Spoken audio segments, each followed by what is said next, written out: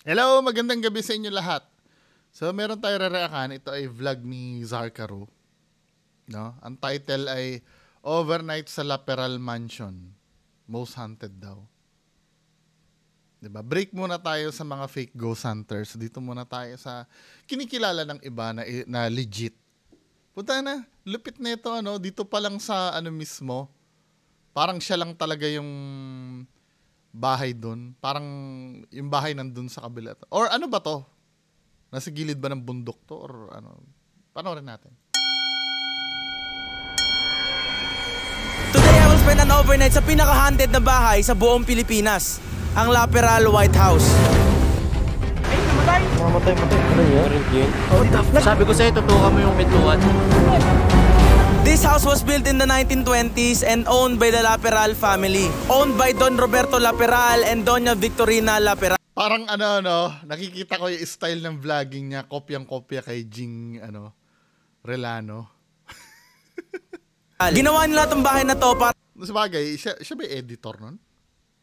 Si Jing Relano. gawing rest house dito sa Baguio City. At nung World War II naman ay sinakop to ng mga Japanese para gawin nila ang headquarters nila. Ginamit din nila itong kuta o bahay para dito nila gawin ang lahat ng karahasan. Dito nila sinagawa yung mga pangre-rape, pang-torture at dito nila ginagarote yung mga pinaghinalaan nila ang kakampi ng mga Amerikano. Si Doña Victorina ay namatay habang World War II, habang si Don Roberto naman ay namatay sa pamamagitan ng pagkadulas.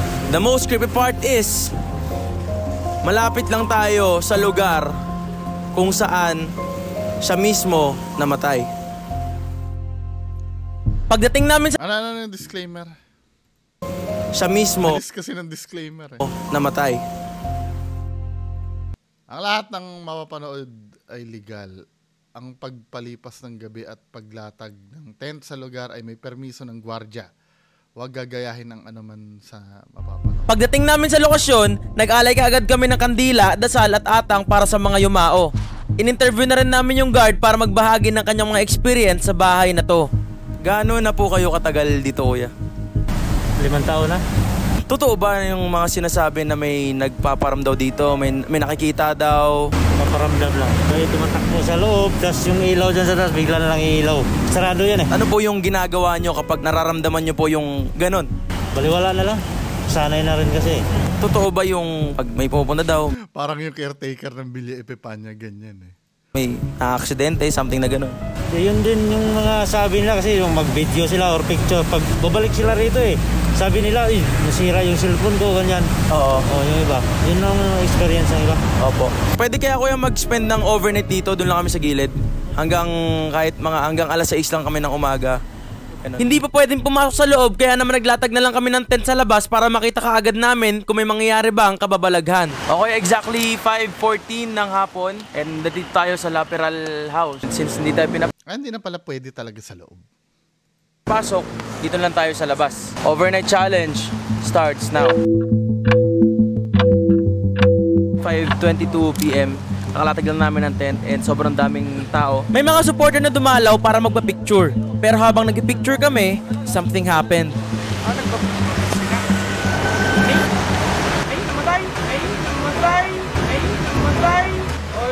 Habang nag-picture kami, tapat ng Laperal, namatay yung cellphone niya. Ito yung ito yung kadalasan na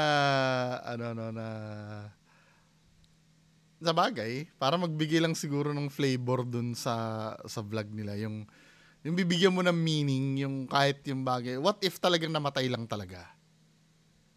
Na-explain ba ba't namatay? Yung halimbawa, full battery, tapos biglang naubos ang battery? Ganun ba yung nangyari? Kung hindi naman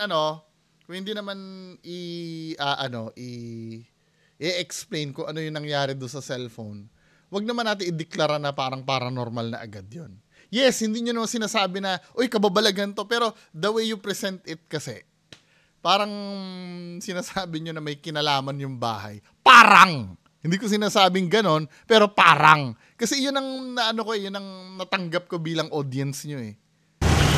Bumalik na muna ako sa tent. Diba, hindi naman nila in-explain kung bakit namatay yung cellphone. Medyo lumalakas na yung ambon. Maya-maya lang, mas lumakas pa yung ulan kaya wala akong choice kundi magstay sa loob. Guys, Madilim na. Pero ang problema ito. Puro tubig na dyan.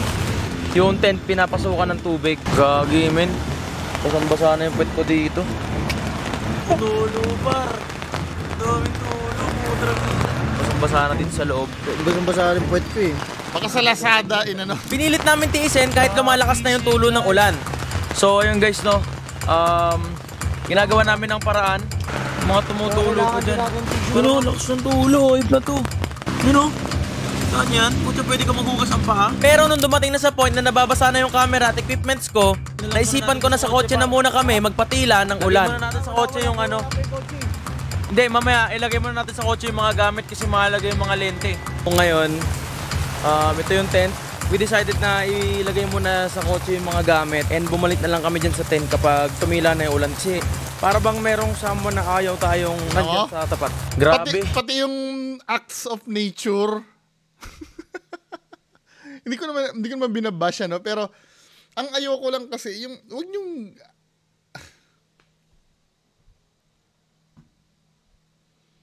wag nyo naman kaming gawin tanga. Na parang yung acts of nature i-relate nyo dyan. Yes, hindi nyo naman direktang sinasabi. Sinasabi nyo lang naman parang. Pero the way how you present it, di ba? Sa bagay, naiisip ko rin, siguro discarded din naman nila yan bilang YouTuber.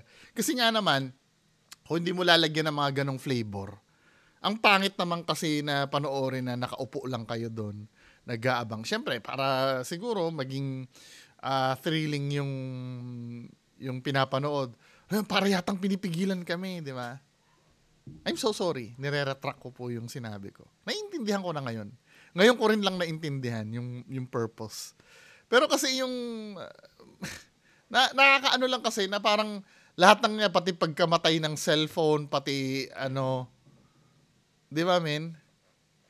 Dahil kung halimbawa ganyan yung hindi na yung pag-ghost hunting yung content nyo, kundi talagang entertainment yung habol nyo talaga. Pero ganun din talaga, no? Sa bagay. Alam mo, pag ganun ako eh. Siyempre, iniisip ko din naman kasi yung katayuan nila. Na kung paano nila maipipresent yung videos nila na may istorya. Di ba? Sa akin lang, wag na lang, kahit sabihin ko din naman na wag nyong gawin. Wala rin naman ako magagawa dahil kalayaan nyo din naman gawin. Pero sa akin lang, doon lang tayo sa facts. Mahirap doon, boy. Mahirap doon kasi parang naglatag kami doon, medyo ambon-ambon pala. Pero habang tumatagal, sobrang lumalakas. Tapos, sobrang daming tulo ng tent. Meron sa taas, meron sa gilid. Ibig sabihin yan, parang ayaw niya na may tao talaga dyan sa bahay na yan nag-i-stay. Basado, pre. So, hindi. Sasakyan ko yung sinabi ni Sir Jing Relano, sasakyan ko yung sinabi mo. Kung ganon, dahil may intindihan ko sana kung yung ulan ay nangyari lang mismo doon sa Laperal lang. Pero I'm so sure buong Baguio yung umulan eh. So, ayaw nung espiritu ng Laperal na may mga tao sa buong Baguio.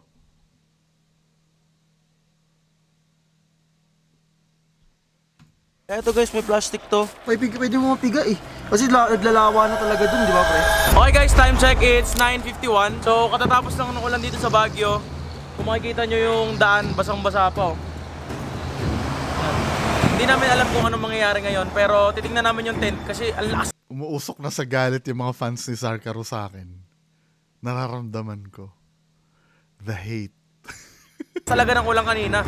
Katitila-tila lang. Parang simula yata 5 nung dumating tayo, nag-set up tayo, umaambon na hanggang 8, 9, ganun. Kinikilabutan ako, men. Ano? Kinikilabutan ako, pre. Parang may something lang. May something lang. Hindi mo nakikita, pero may something, man. Habang papunta kami dito. Yan, okay lang naman yun. Okay, kahit ako din naman nararamdaman ko yan pag pumunta ako sa isang lugar na ganyan.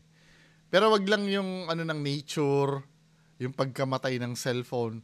Yung sa pagkamatay ng cellphone, dapat may explanation doon na sabihin mo full bat kanina, bigla namatay. Yun, katakataka yun. Pero yung namatay dahil nakatapat sa lateral, di ba? Ito, isang hindi mapaliwanag na pakiramdam yung naramdaman ko. Para mabigat na ewan tapos biglang may nangyari sa flashlight ko. Oh, matay. Mari. Nakaramdam na ako. Kagad ka. Mechanical failure yon. Kasi kung ghost related yung pagkaano ng ang gagawin lang naman ng ghost dyan sa flashlight na yan, kunin yung energy. Maubos yung battery. Pero kung umiilaw pa naman at hindi mo lang siguro mabuksan, mechanical failure yun. Gagalit na yung mga fans ni Zarkaro. Kami nagligpit ng tent dahil baka pahiwatig na to na hindi kami welcome at ayaw niya kami sa bakuran niya. Sabi ko sa'yo, tutukan mo yung pintuan. Pero meron talaga. Kasi iba talaga, pre. Tingnan mo. Oh, I'm not joking, man. Hindi ko alam kung ako lang, pre. Yung energy. Parang tinatry niya na warningan. Kasi feeling ko nadi-disrespect siya eh. Kaya kanina pag-apak ko dyan, kinikilabutan ako, pre. Hanggang ngayon, di nga mawala yung kilabot Sa akin, parang kaba eh. Parang kaba. Sa akin, yun yung nararamdaman ko. Hindi naman, kasi totally hindi man ako nararamdaman yun. Pero, kinakabahan lang ako. Lahat kami naramdaman yung bigat at takot sa mga pwedeng mangyari. At ang tanging magagawa lang namin ay magdasal. Kaya naman bumalik kami uli sa gitna para magdasal at humingi ng tawad kung may nabulabog man kaming mga espiritu. Yan, alam ko naman, syempre, may faith tayo kay Lord. Di tayo pababayaan ni Lord. Ang sabi ni TUB kanina, parang may nakita siya sa taas. Anong nakita mo sa taas? Liwanag, pre. Biglang lumiwanag yung bintana. Siguro mapapansin nyo, kanina pa ako nakatingin. Pagbaba ko pa lang, pre, tinitingnan ko kaagad yung taas.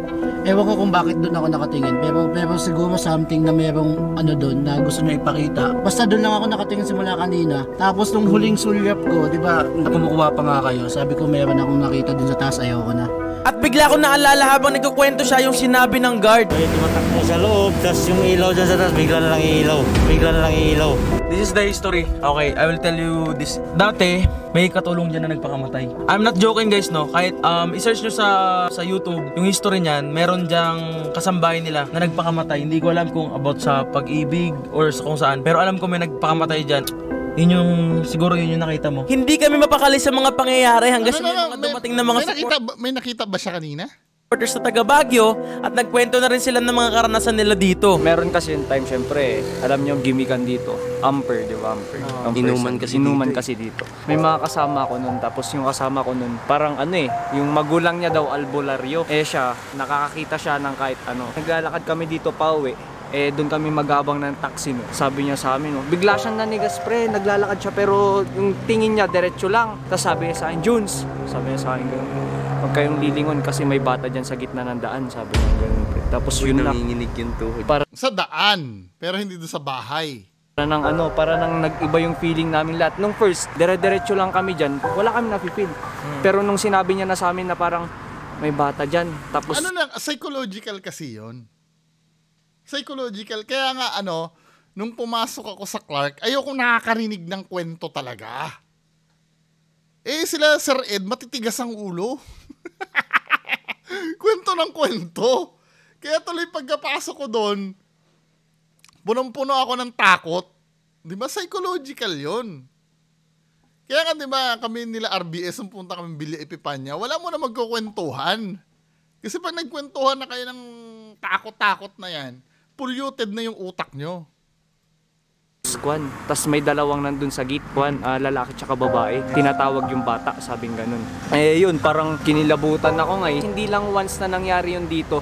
Gate mismong gate. Tinatawag daw yung bata. Sa gate. Diretso lang kami ng lakad, kinabahan na kami lahat. Yun, iba na yung feeling talaga.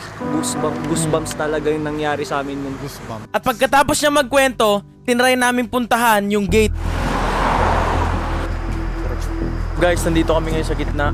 Kasama yung iba nating subscribers na dumalaw sa atin. Iba talaga pakiramdam dito. Parang habang lumalapit ka, lalong bumibigat. Kinukuha.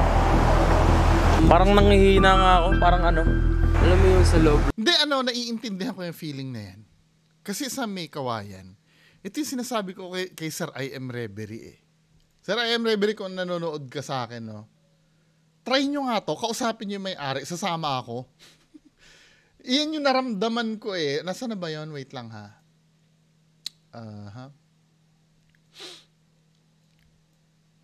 Ano name ba nung lugar? Wait lang ha.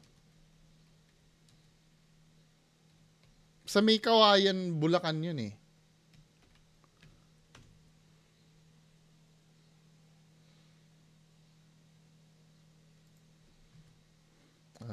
May Kawayan.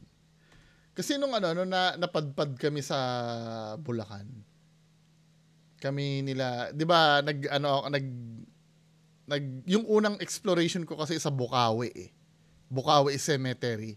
Ito yung unang target sana namin. Ano name nitong hospital na 'yon? Wait lang ha. Dating tao ko sa Ace Hardware yung nagturo noon eh. Si Victor. Tingnan ko nga doon sa sinabi ni Victor. May isingit ko lang to ha. Just in case na merong nanonood sa akin na merong nakakakilala sa administration nitong hospital na to.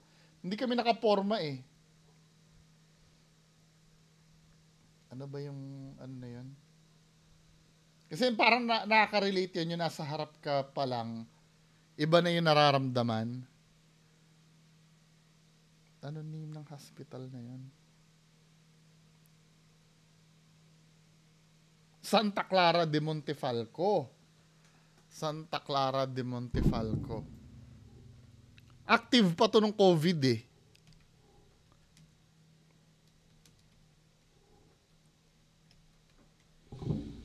Pati nga sa management ni Sir Ed, pinapaano ko to eh. Talaga pagka nakita nyo to. Ako, nung pinuntahan ko kasi ito, puro barbed wire na. Puro barbed wire na talaga siya. Pero nung sinilip ko yung emergency room nito, para ko lulubog talaga sa ano. Hindi ko alam kung psychological lang yon, no? Saan na ba yun?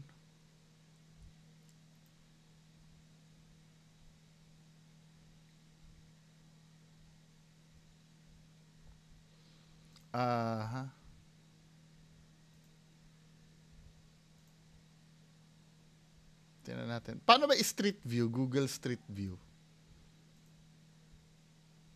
May school na katabi. School nito sarado na rin eh. Sino ngayon sasama ako kung dito sa location na to? Talagang malupit. May pumasok na daw dito before. Kaya nagalit na yung may-ari. Hindi na pinayagan. Ito tong hospital na to, men. Ngayon may barbed wire na yan eh.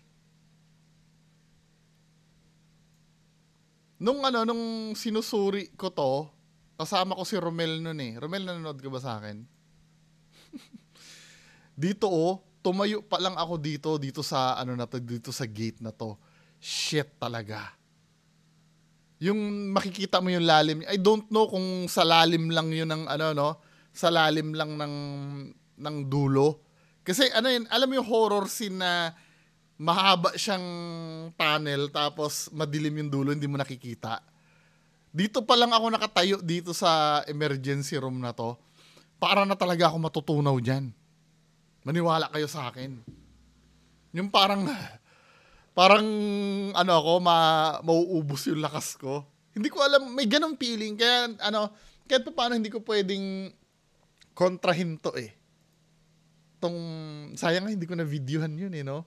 Noong time na pinuntahan namin yan. Nung hindi kami pinayagan dyan, natuloy lang kami ni Romel sa sa Bukawi Hospital. Bukawi Cemetery. Looban mo, parang gusto mong umalis na pero tumakbo ganun pero... Sa oras na to, sobrang kinikilabutan ako dahil napakabigat na talaga. Oo, nafe-feel ko yan. Kahit to be fair naman, may ganyan talaga na feelings. Kakaiba na pagka nalikod ka. Sir, I am reverie. Ang gagawin mo, pagpunta mo sa Santa Clara de Montefalco, dito nakatira yung talagang ipipilit no. Hindi, gusto ko talaga mapasok to. Nabubwisit lang talaga ako dun sa ang duda ko makakaano lang dito. Sino may kilalang politiko sa May Kawayan, Bulacan?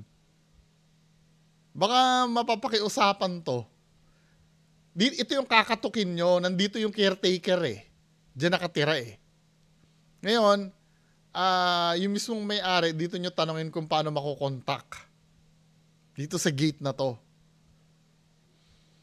Pero talagang malupitan to, min. Sinasabi ko sa inyo. Ngayon ang itsura niya, alam niyo yung napanood niyo na Resident Evil? Ay yung nakalaro na kayo na video game na Resident Evil. Yung police station, yung aura nun, ganoon ang aura nito.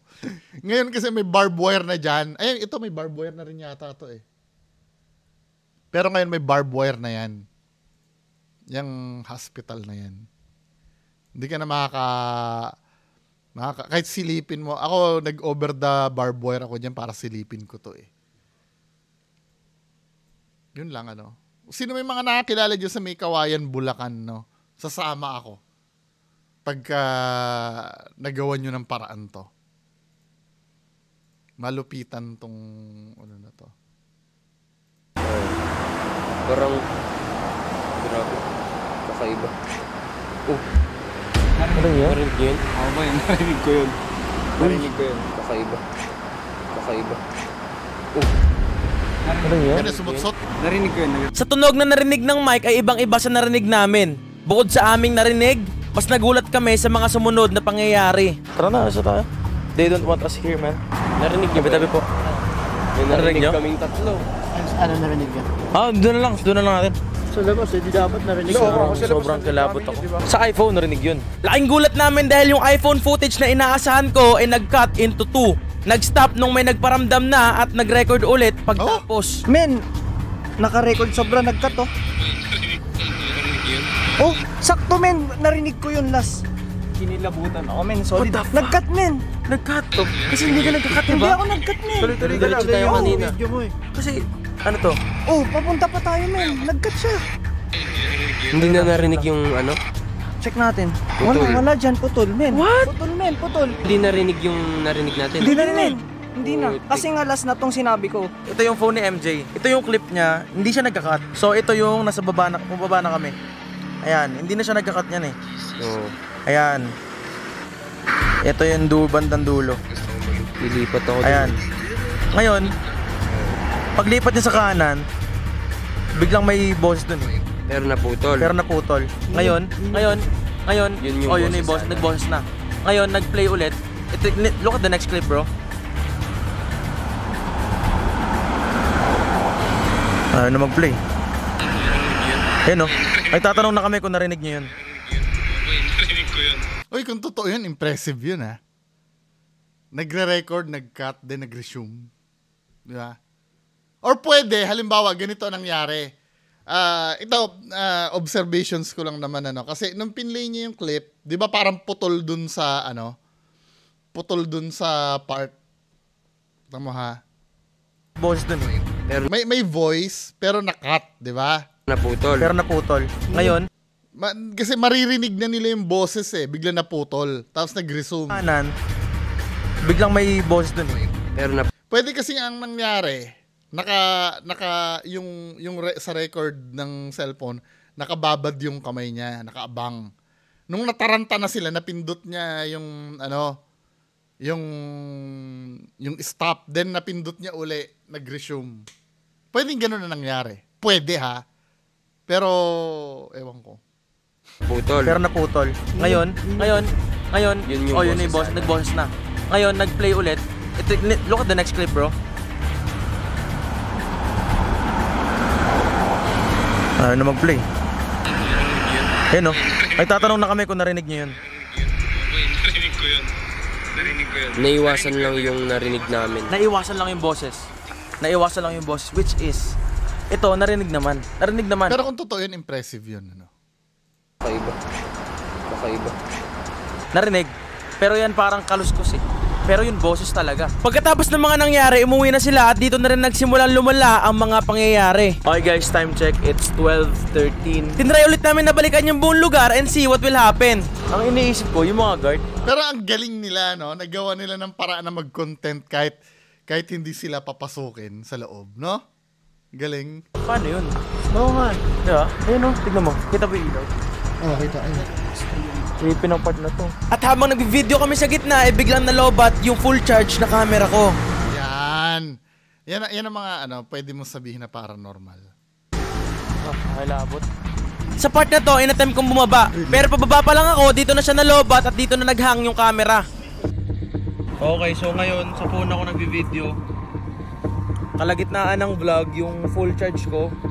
Ito na, kapapalit lang. Yan o. Ayan, kapapalit lang. And then, naghang na. Usually, namamatay yan eh. Oh my God. Kata-time check ko pa lang, di ba? Kapag nagko-content ako, ang bitbit ko lang 2 battery. Kasi yung 2 battery, pasok na yun ng 24 hours and overnight. Ngayon, what happened? Kapapalit ko lang ito pagbaba ng sasakyan. And ito na yung mangyari. Oh, shit man. 3 a.m. 3 a.m. na. Kanina, marami pa mga dumadaan ng mga galing party. And ngayon, sobrang onti na lang yung dumadaan. Tingnan nyo naman yung kalsada. 3 a.m. at niyakap na namin yung tapang at nilibot yung buong lugar. Grabe. Basa pa yung jacket ko. Sinuot ko na kasi ang lamig talaga. Sobrang lamig. Ewan ko kita to ah. Kita. Sobrang Yan nung kalamig. Habang papunta kami, ramdam ko na naman ang mabigat na presensya niya. Second gate na. Kanina may mga umaalulong na aso dito. Hindi namin alam kung bakit. Alam niyo naman, pag mga aso umaalulong, it means may nakikita sila na hindi natin nakikita, di ba? Yes, tama. And walang dumadaan dito kanina. So, let's see dito. Iba yung ayaw na nila sumama. Ayun. Banda rito, iba na yung feeling. Tapos biglang may sumigaw na babae. Punta ka dito. Oh. Narinig yan? Di ba aso yun? Narinig yan?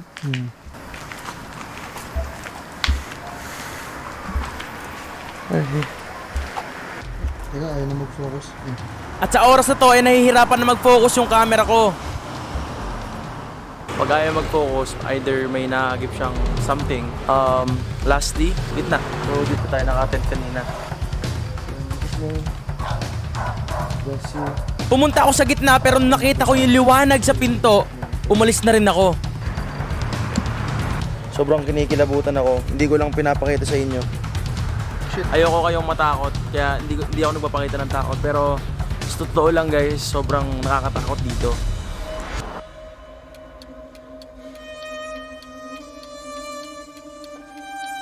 Sayang hindi sila pinapasok sa loob, no?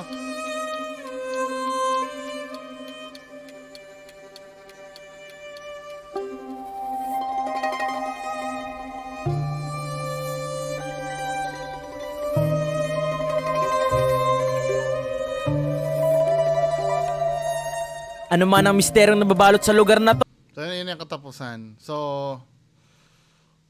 pero no matter sobrang dami kong complain dun sa video, enjoyable naman panoorin.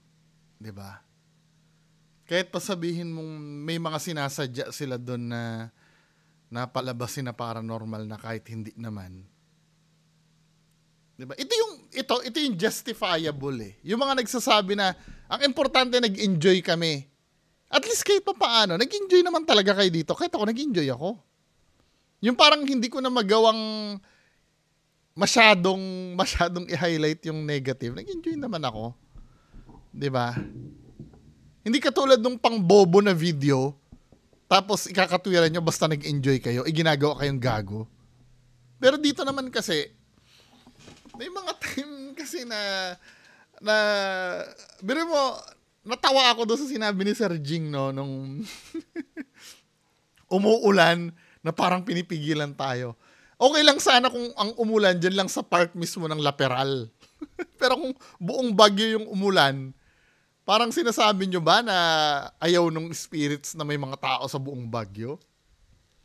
Then yung pagkamatay ng cellphone, hindi ko makalimutan yan. Pero all in all naman, passable naman, okay naman.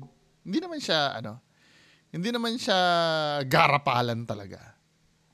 May mga times na nafe-feel ko na parang sinasadya nila, no? Pero at the same time, nilalabanan ng kabilang utak ko na kaya naman siguro nila nagagawa yun para naman maging entertaining yung video. Dahil syempre, 'di ba? Yan ang kalimitang kalaban ng mga legit na ghost hunter eh. Yung kung paano mo lalabanan yung mga audience mo na maboring sa video mo. Hindi ko kaya yan yung gawing ganyan ka aliw yung video out of nothing.